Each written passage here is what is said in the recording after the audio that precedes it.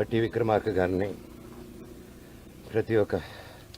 ప్రతి ఒక్కరిని లీడర్స్ని, police డిపార్ట్మెంట్ని, కోర్టుల్ని, కలెక్టరేట్ని, human రైట్స్ని, ఇది అన్యాయం అండి.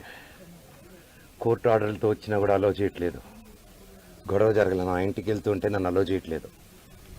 దీనికి పరిష్కారం ఏంటో చెప్పండి సార్ నాకు. అంతే అడుగుతున్నాను.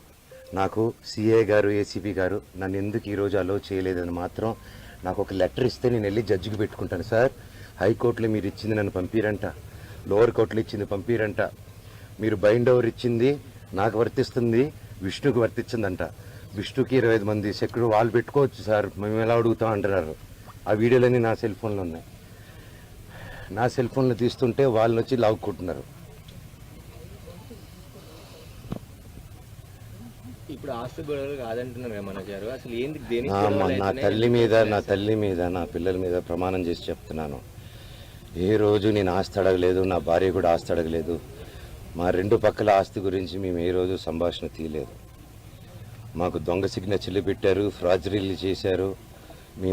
మేము ఫ్రాజరీ కేసులు కూడా వేయలేదు. మేము వాళ్ళ కర్మకు వాళ్ళు పోతారు, కర్మ సిద్ధాంతాన్ని నమ్ముకొని ఉంటాం. అర్థమైందండి? ఎందుకు అసలు గొడవ దేనికి అవుతుంది? కారణం ఏంటిది? ఇప్పుడు కుళ్ళు అండి. చిన్నప్పటి నుంచి నేనంటే కుళ్ళు.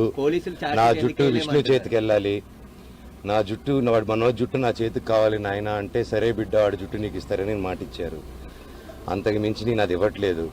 క్యాంపస్ అడిగాను, చేసే మనీ స్విండలింగ్ గురించి అడిగాను, ఆ డబ్బు విష్ణు చేసే దొంగతనాల గురించి అడిగాను, పిల్లల దగ్గర దోచుకునే దాని గురించి అడిగాను, లోకల్ ప్రజలను దోచుకునేది అడిగాను, ప్రూఫ్లు హ్యాండ్ ఓవర్ చేశాను. అన్నీ చేస్తున్నాను సార్. దయచేసి నన్ను ఎందుకు మాట్లాడే స్కోప్ ఇవ్వట్లేదు, కోర్టు ఆర్డర్ నన్ను ఎందుకు అలో చేయట్లేదు అడగండి.